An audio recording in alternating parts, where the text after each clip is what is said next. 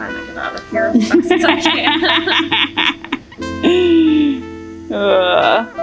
It's okay. I was prepared for what this was going to be today, so I turned to my husband. I was like, so what if we just left it like as is? He was like, no. You know, a lot of people like plan like the whole sleeve, right? Mm-hmm. I've done so many sleeves when people like get the whole outside, the whole forearm, and then we never get to tattoo the middle. I know. The amount of times that I've like looked at my inner bicep this week and was like, is this real? Are you really going to do this? This is where we're going next right now. It looks fine, just as is. Yeah, totally. I'll just never lift my arm up ever again in my entire life. Remember I was telling you about that the cycling studio with all the drama in it? So they're actually hosting instructor auditions, and I think I'm going to try out to be an instructor. That's awesome! So we'll see, but still. We'll see what happens. But that's so exciting. Yeah.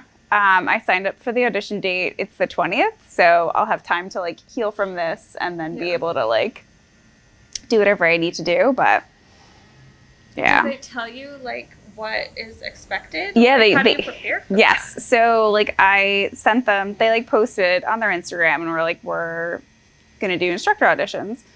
I was like, okay, like I've been going there for 5 years. I really like it. Like I'll try and do this. And so I sent like the email back and I was like, I'm interested. And so I get an email back and it was like very professional. And I was like, okay, like I know I'm friendly with like the owner and I'm friendly with like the founding instructor. And like, it was very professional. I was like, oh, okay. Like I gotta like switch into my like professional, person, my professional self. And, they want you to prepare like 2 songs to like go up on podium and like ride to and like do choreography to and like teach to. So that will be probably the most interesting experience because you have to be like mic'd up for it too. And there's going to be other people in the class. So it'll be crazy, but it'll be fun. Yeah. Do you know what songs you want to do? I do. So they suggested like, because it's a rhythm-based studio, so they suggest like a jog, which is like at a quicker pace. And then they suggested like a full-out sprint. And so for my jog, I picked Meek Mill Monster, which I'm very excited about to choreograph that. And then for the sprint, I picked this. So I don't know if you're familiar with like Ava Max. She's like a newer artist. And she has like a techno remix of one of her songs called So Am I. Yeah. And it's basically about like, you don't have to fit into like anyone else's box or mold and you can just show up uniquely as you and it can be like celebrated. And so that's the run that I'm doing. So it'll be interesting. That's exciting. Yeah. It's always good to have like almost like that symbolism in those songs. Yes. When you're working out and like you're working with your body and like towards your like body goals and like those transformative songs. Oh, totally. Like, so it embraces the mindset, like 2 things can be true at the same time. Like you are good just as you are. And there are things that you can also do to like make yourself feel better about whatever it is or more achievement or anything like that. So I thought it was pretty cool. Yeah. There's something I've learned like in the last year is just to take those chances. Yeah. Like I used to be really just scared of doing things for myself, even if I knew I really wanted them. Sure. But I always had like people behind me pushing me and just being like, no, like do it, you can do it, you can do it. Mm-hmm.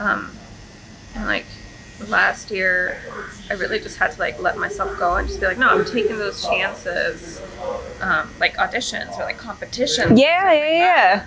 Realize that like if you don't try, right, then you like will never know. Like, you'll never know. Exactly. I'm sure that's equally as true with like all of like the tattoo competitions and like conventions and stuff too. Yeah, so I'm just trying to like not think about it too much and just like do it and whatever happens. Yeah, I definitely feel like that's the best attitude to have. It's fun. If something comes of it, that's awesome. If something doesn't, also very cool.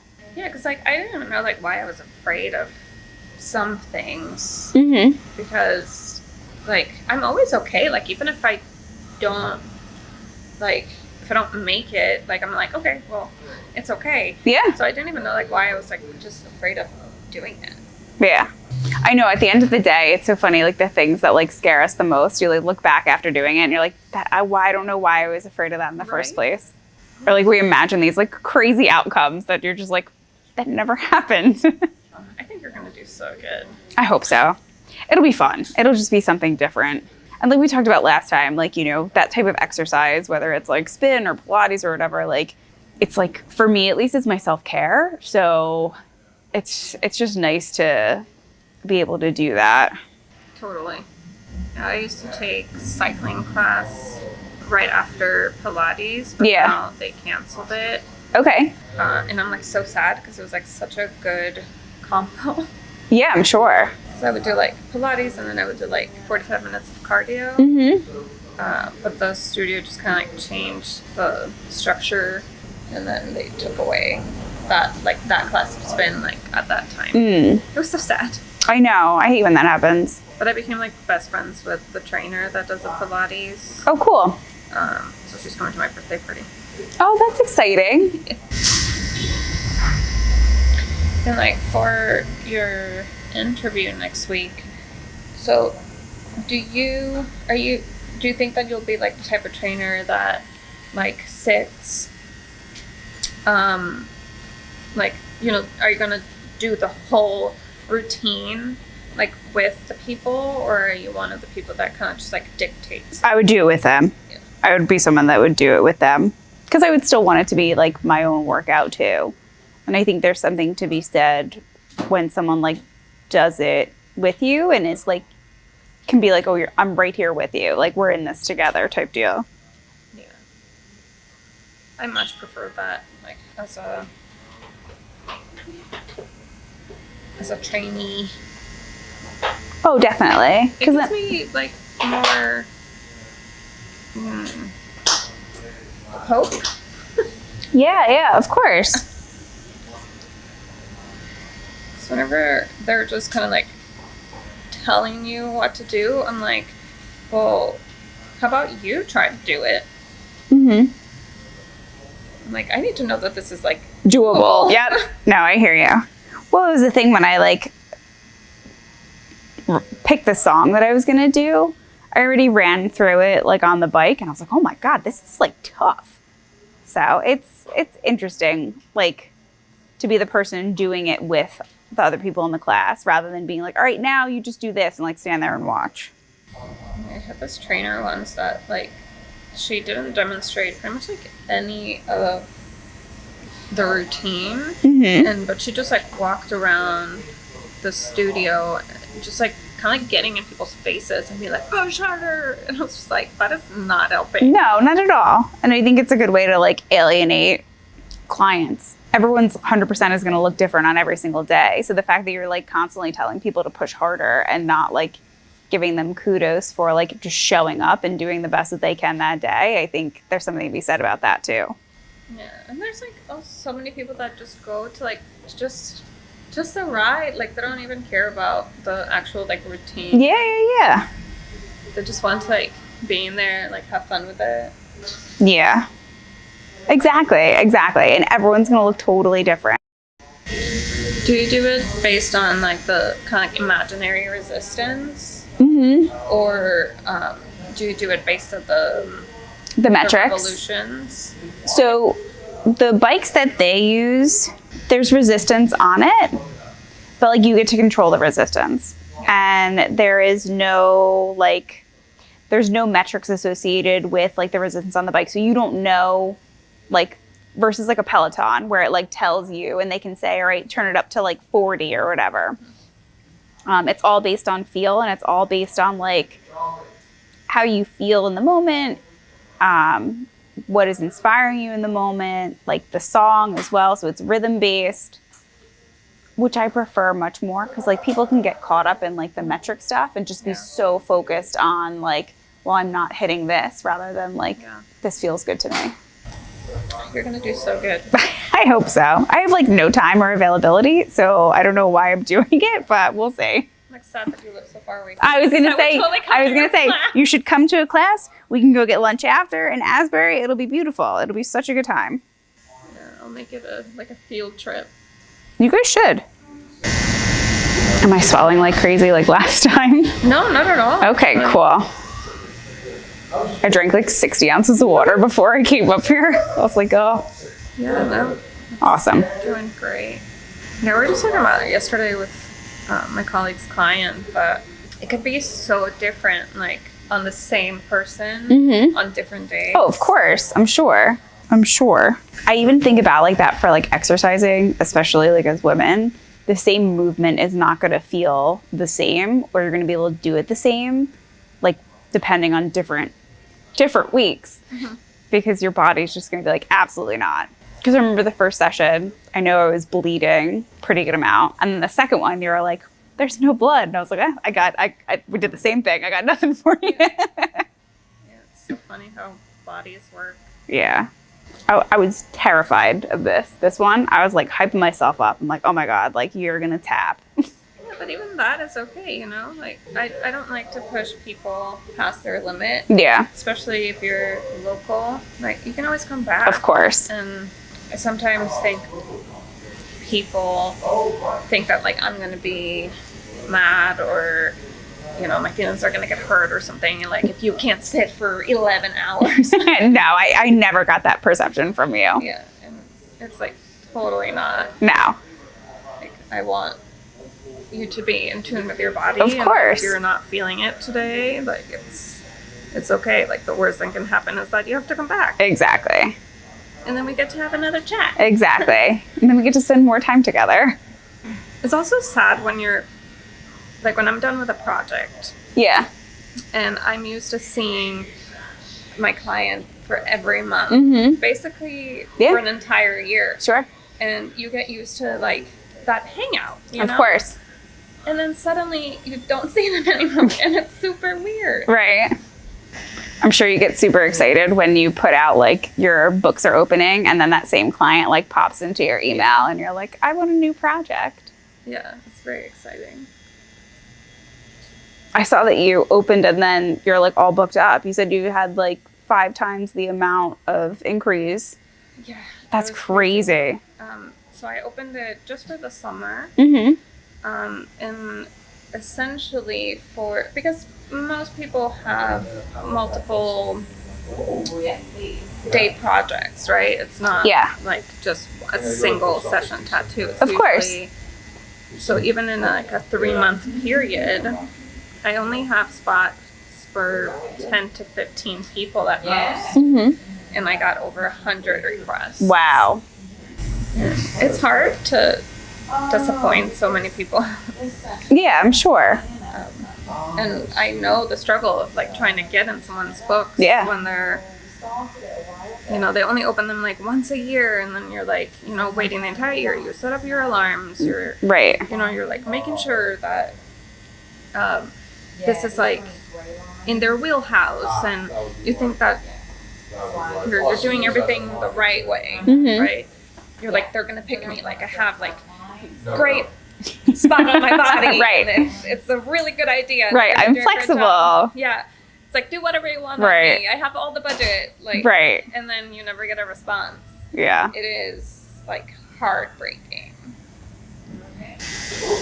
Now that I started with my new assistant, she's going to be able to like get back to people so that you're not just left wondering. Okay. But when I was doing all of my books by myself, it was nearly impossible for me to get back to everybody. It's so many emails. That's why I was warning everybody. I was like, you may not receive a response. Like, I'm sorry, it's just absolutely overwhelming. Yeah. I'm sure that's a lot to like go through and like select certain projects and like what you're feeling like doing. Yeah. And then a few years ago, I was like really overwhelmed with work, right? So I never had time to meal prep or do anything like that. And I lived 5 minutes away from my job, so I didn't even have a commute. And I still like couldn't keep up. So I ended up spending all of my money on takeout because I didn't have time to cook. Like all I knew was like I would get to work, order food, eat while I was drawing, tattoo for like 5 to 8 hours, and then go home, like get some more takeout, and then work on my design for the next day, and then go to sleep, and then do it all over. Right. And then I realized that I was spending like all of my money on sustaining that lifestyle. And I was like, something needs to change. Of course. But do you think I've changed anything since then? That was like 4 years ago? No. I keep trying. Like at least now I have the awareness. Of course. I think convenience is like a huge factor in that too, because I find myself falling into the same routine as well, being like, oh, I've got so much to do, like work and then home and then mental health and physical health, and let me take this, take out to go and whatever. So, but yeah, I feel the same way. I'm wondering how people have kids. Oh my God. All the time. I'm like, how do people make time for children? I go. I kill plants. Like, I can barely keep a plant alive. So, I mean, I have dogs, and they're very well taken care of. I will 100% say that. But, like, I have no idea how people have kids, and, like, multiple children. It's a complete mystery to me. Yeah. I give them so much credit for the ability to balance, like, everything. Oh, absolutely. And then take care of, like, another tiny human. I'm, like, constantly impressed. 100%. I'm like, how are you so, like, well put together? Exactly. Also with a kid. Exactly. And, like, you're feeding them 3 times a day? Or, like, 5 times a day? Like, I can't even feed myself twice. Right, I know. How you feeling? Okay. I feel like we're moving pretty quick, yeah? No? Maybe? What's good about the magnolias is that they are a lot of negative space because they're technically kind of like white. So I just have to do the shadows, and then the skin tone is basically the white. Yeah. No, that one is very pretty. Do you so when you're doing like a design, like anywhere, do you take into consideration like what elements would be easier to put in like most difficult spots? Not always. Okay. It's generally more about composition. But there are times when, the negative space and certain aspects of the design are kind of like a trick to the eye, and it helps you kind of like hide the elbow, and so yeah, definitely sometimes. I guess I used to do it more when I still did cover-ups. Okay. Do you still do cover-ups on like things that have been previously lasered? Yeah, it's still not my favorite. Gotcha. If they're light enough, as long as the idea to cover it is good, if I'm interested, I'll do it. Nice. Yeah, I used to love doing them. I don't know, I lost the passion for them. What did you like about them?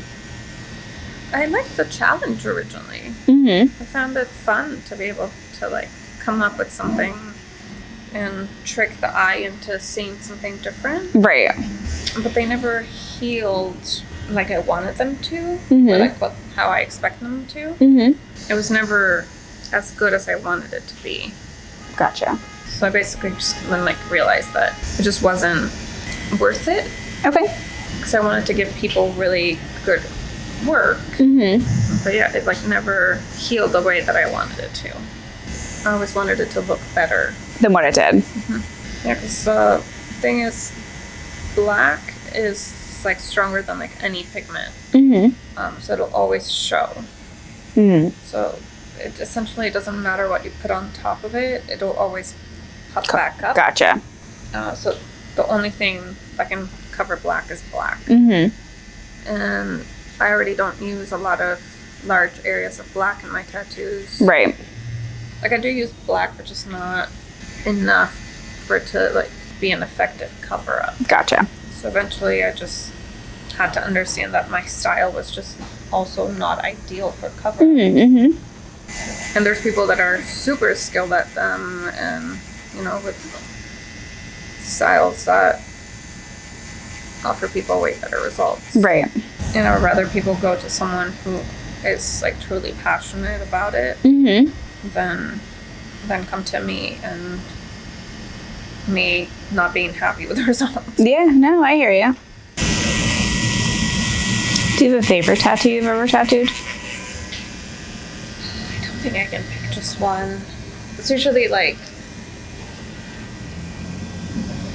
I have ones that I did like at the beginning of my career that were like very meaningful, or sometimes it's more like the experience I had with the client rather than the tattoo itself. Oh, cool. They're my favorite. Had this like really amazing experience with one of my clients named Sasha. We just had like a really amazing conversation that was like very like I don't know, call it like transformational for both of us. Sure. And we just like immediately clicked. She got some, I think it was like watercolor flowers on her shoulder. But I think that was like one of my favorite tattoo experiences. Oh, cool. We talked about how sometimes you grow up thinking that you want to do something and then you like, you know, you're on track to do this and you're go to school and then you prepare for it. Yeah. And then on the journey to doing that, in order to support yourself, you find, you know, another job that you think it's like it's just going to be a job, and then it just becomes a passion. And she found yoga on her way to trying to become an actress. Okay. And now she like her whole life is about being a yoga instructor. And I just really love that for her. And I think having that conversation at the moment where we did it was also like really eye-opening for me. Okay. So that's like one of my favorite like tattoo memories. Oh, nice. Yeah, it's really hard to pick like just one because then you keep topping yourself. Sure. You keep being like coming up with like a new favorite that you Sure. like, just did. Yeah. And you know, the other one that was like your favorite, it's still one of your favorites, but I've been having the hardest time, let's say, putting up all my favorite tattoos on my website, because I usually try to keep like a dozen photos to keep it like very concise. I've been having the toughest time getting rid of some tattoos that I did maybe like 2 or 3 years ago. Okay. That were on my website. Yeah. There's still like some of my favorite tattoos I've ever done, but I'm like, it's not where I'm at anymore. Sure. But it's still like they're so me. It's part of like your journey. Yeah. So it's been like really, really hard. Yeah. That's like the spicy little needle. Ugh. Just a normal 7 round liner. What was the one you were talking about that you had like on your chest piece, on the front piece, that was just like torture? The 3 round liner. Ugh. It's like a little blade of death. Yeah, no. I mean, that feels like a blade of death right now, but I can't. I have a 3 round liner set up. I can show you that. No. We're okay. We're good. Let's stick with this little one then. This little spice. I don't know why. Just the 3 round liner always seems to hurt more than any other needle.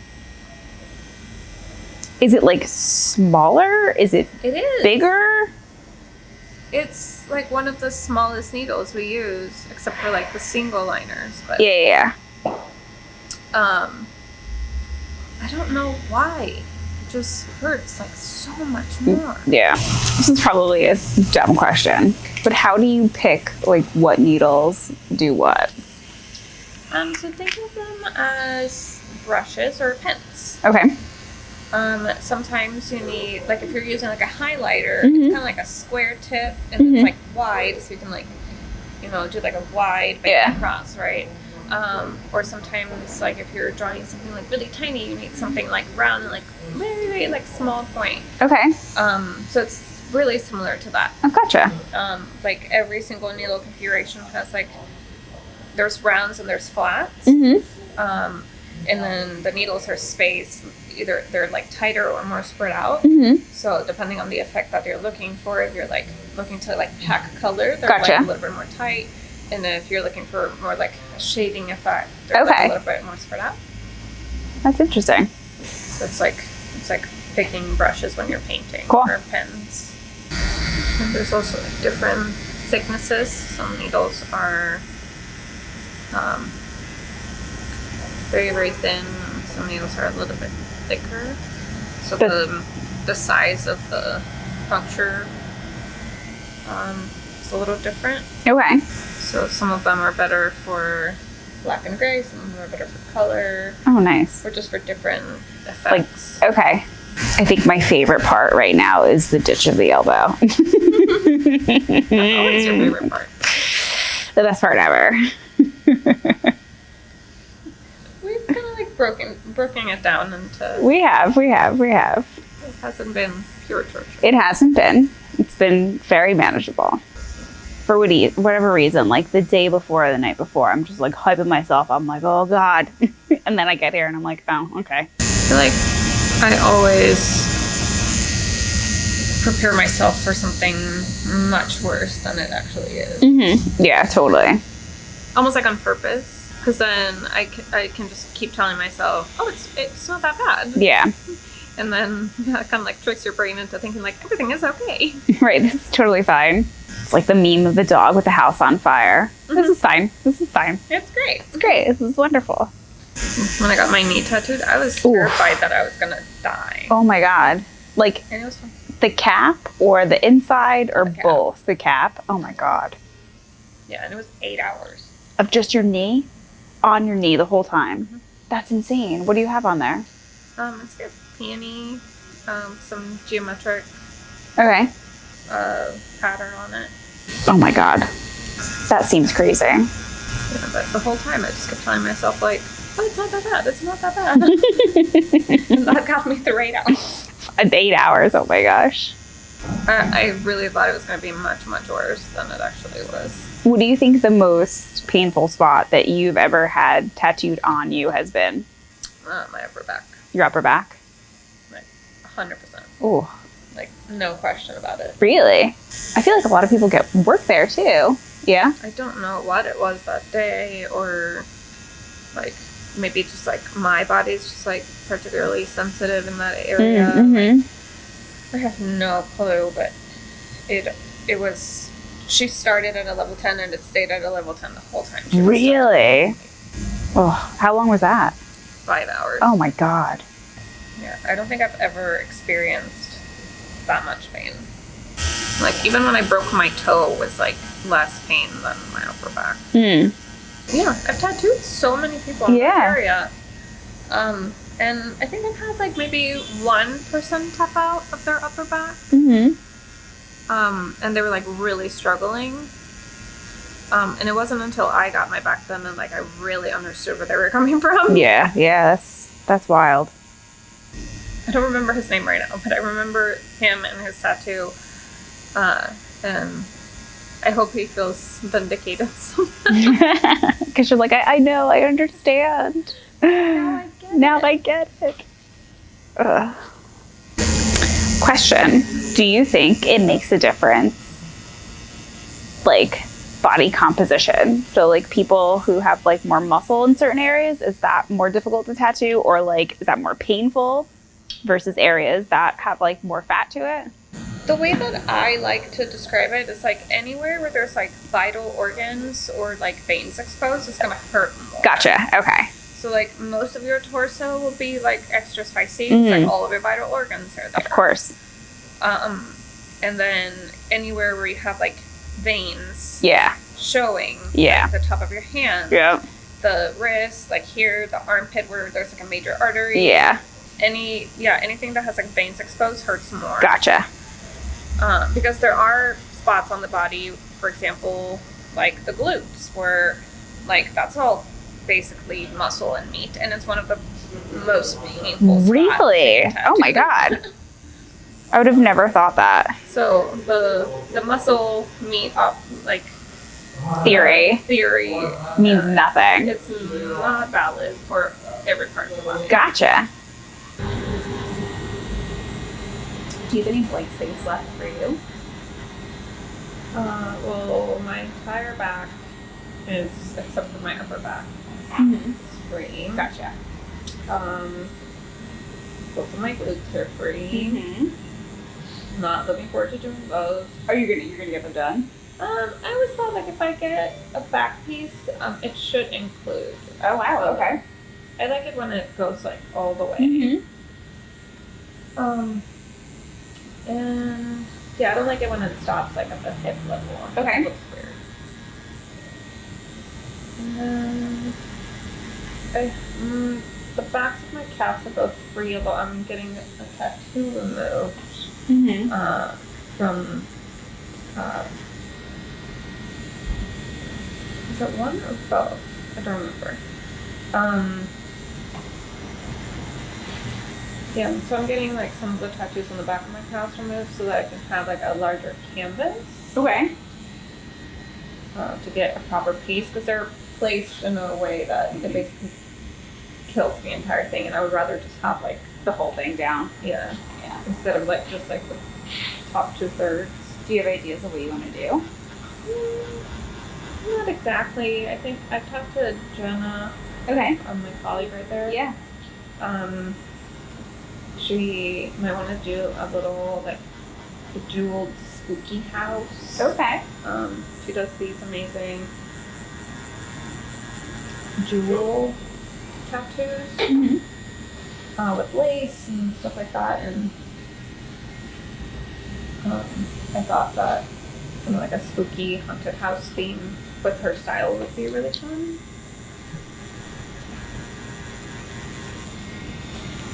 I know we're like almost done. No, it's cool. It's so cool. So you said you're getting your tattoos on your calves removed. How far are you into the laser process? Well, we used to have Clean Slate in office here, Yeah. and then they moved. So now I have to like actually like make the effort to go. Before it was like, oh, Adriana, do you have like 5 minutes? And then it was just like, do-do-do, Yeah. get it over with. So I got 3 sessions on a couple, and then 2 sessions on a couple. And a lot of them have a lot of scar tissue, so it's been hard to remove. Yeah. It gets almost like the pigment gets almost like encapsulated in the scar tissue. So Okay. it just takes longer to break down. Yeah. No, I hear you. We talked about this before. I had the one on my back removed. But yeah, and it's like completely gone. Yeah. I mean, like that is, I don't know about for you, but like for me, it was like a million times worse than any of this.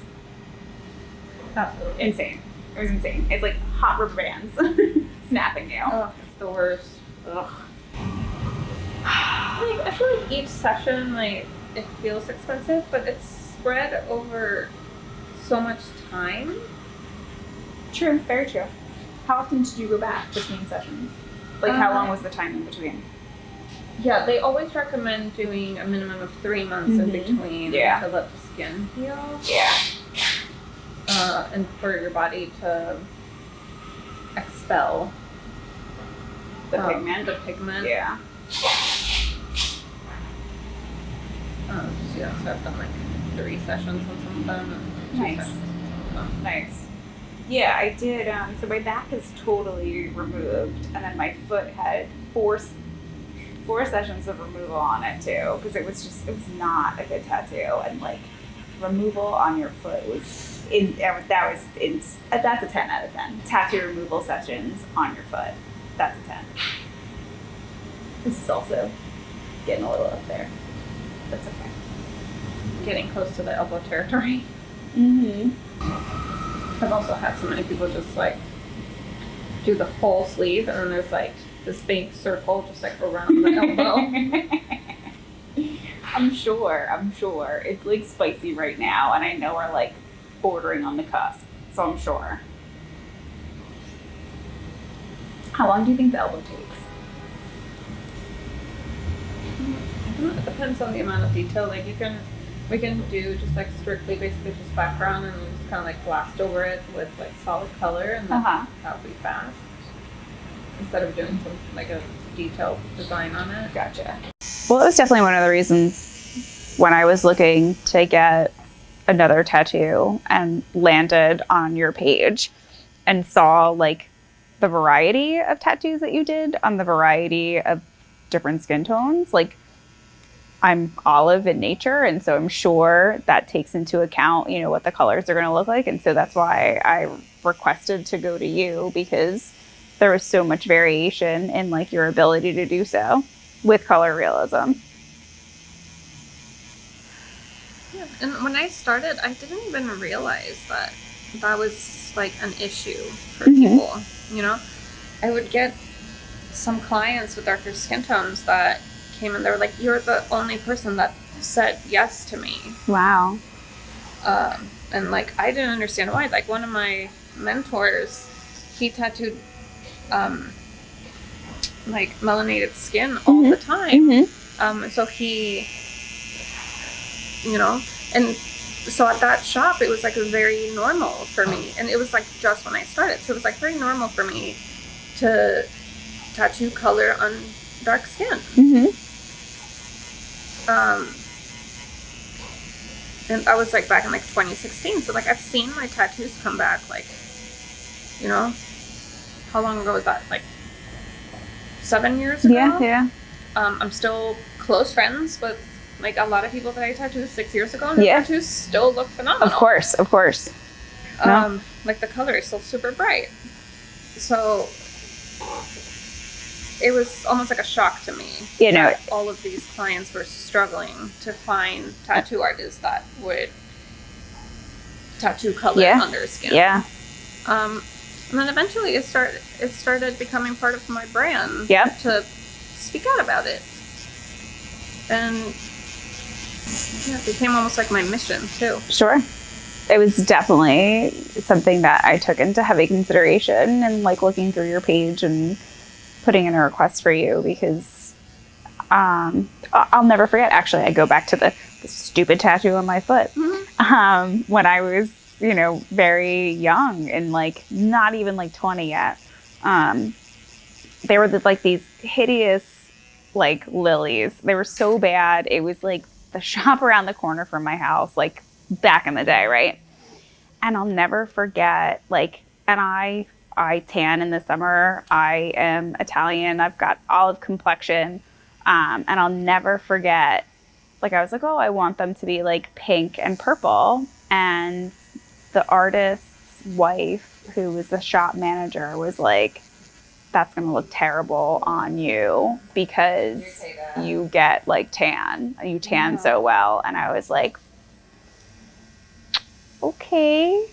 And so, yeah, like I can see like some of the difficulty with that. And I can't imagine what it would be like to having to be told like that you, like, that's not going to work for you. You can't do that. Oh, that's awful. I'm sorry you have to go through that. Yeah.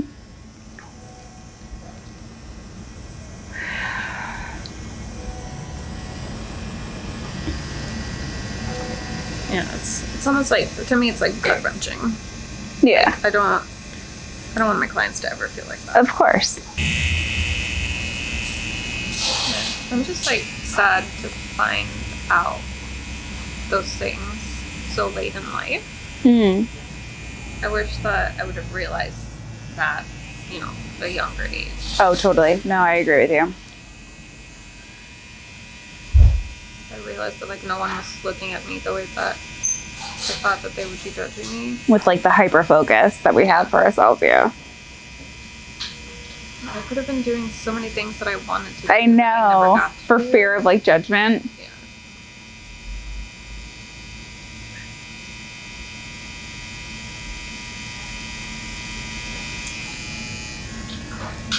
Listening to one of my favorite singers and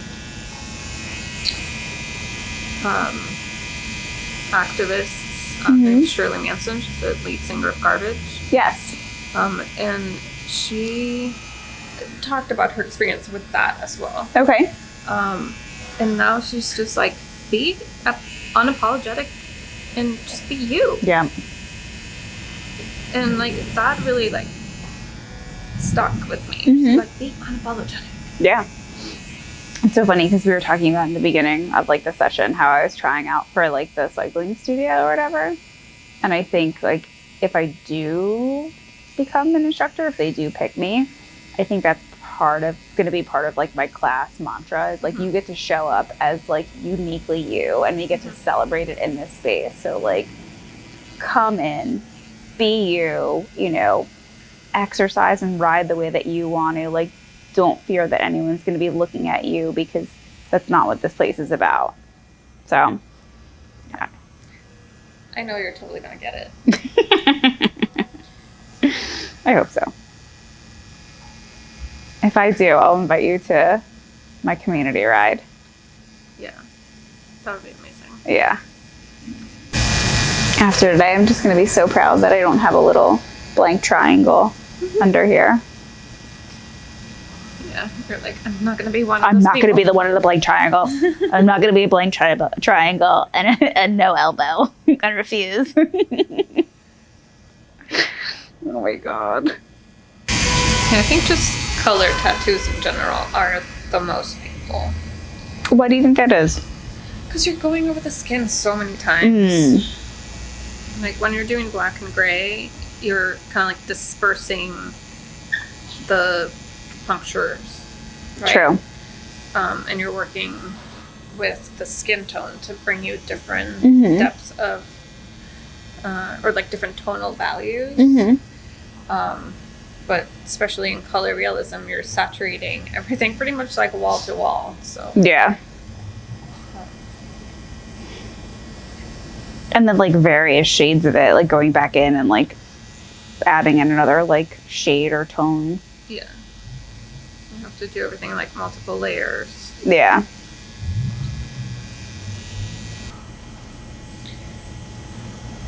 Yeah, I feel like every time I do a portrait, like I can't breathe until I get above the eyebrows. And then I'm like, oh, okay, we're good. Oh my gosh. Yeah, if I'm doing like, you know, like the chin area, everything's fine. Like the neck, everything is fine. As soon as I start doing like the lips and the nose, I can't breathe. Yeah. And then we do the cheeks and everything is fine. And then I get into the eyes and I can't breathe. I'm sure. That's insane. I can't even imagine.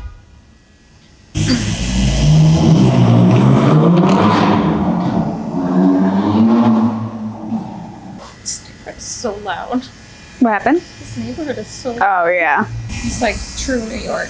It's one of those like stereotypes that are so real, like so true. Because it's so loud, yeah. It's like loud and there's always sirens.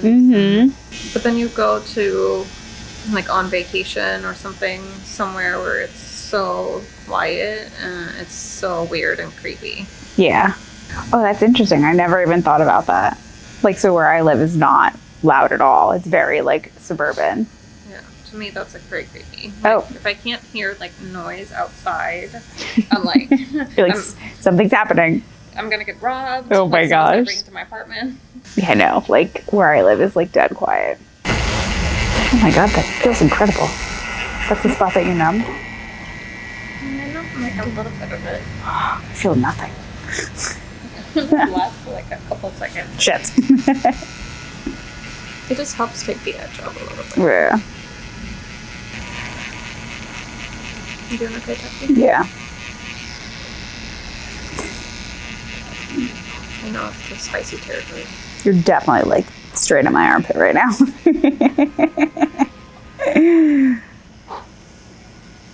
I'm still like 2 inches away. I know you are, but still.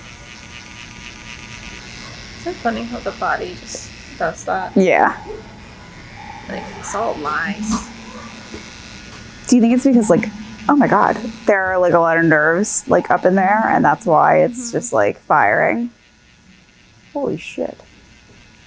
Yeah, I also think because there's like a major artery, like, through kind of like through your armpit. Yeah. Um, I literally felt that like down like the side of my body when you were up in there. yeah, so I think there's more nerve endings where your body needs to be like more like aware of. What's happening, like your hands and your feet and your face. It's like, it makes sense that it would be more painful closer to, Yeah. your vital organs, so that you're more careful, So not to be a total psych nerd, but there's this sensor in your brain called the somatosensory cortex, and there's two components of it. One is for motor and one is for like pain perception. And it's basically a map of your body in that part of the brain.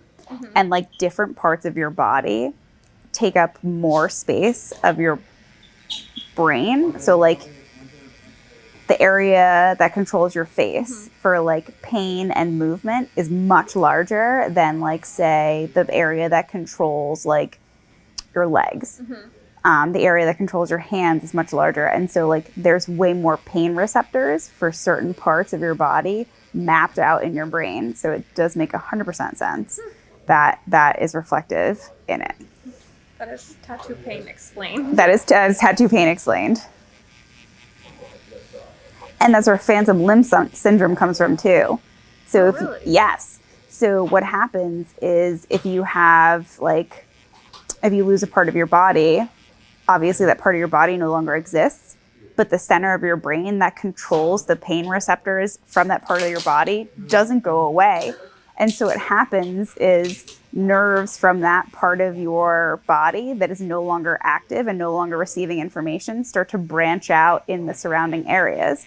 So for example, your hands and your face are next to one another. So that's why people perceive phantom limb in their hands when they touch their face, because their face is taking over that part of the nerves in your brain. Fascinating. Yeah. Oh, I'm going to be telling Anna about this fun fact later. We have this almost like a war of fun facts. Okay. Of like finding things that the other one didn't know. Okay. Already. And I bet you just did not know that. Yeah. And the representation of your body in your brain is called the homunculus. That's like the technical term for it. And it basically means like little man. And so it's a little man in your brain, but it's just talking about all the nerve endings that you have in your body and where they line up in your brain center. So cool. Well, I mean, the really good thing about today is that like this part is technically done. So we don't have to revisit this, possibly. Maybe slight touch-ups here Yes, and there, exactly. but not like the whole. Not to the full extent.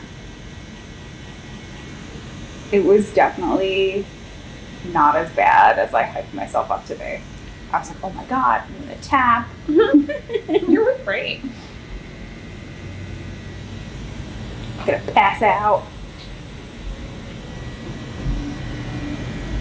Yeah, we'll see how you do for the photos. 'Cause most people, like, when they're sitting, they're fine. But as soon as they stand up, they're like, ooh. I feel like I gotta go home. I gotta drive myself home. No, I mean, it's like for a minute. Yeah. But the only people that I've had, like, kind of like feel kind of like queasy afterwards. Yeah. It's usually when I'm taking the photos, which I find really? hilarious. Like, Yeah. seriously, you like sat through this entire thing, but now that I'm taking the photos, now you decide to pass out. Oh, really? Probably just like all of the adrenaline goes down and The pain kicks in. then, yeah. Well, that's fun to look forward to.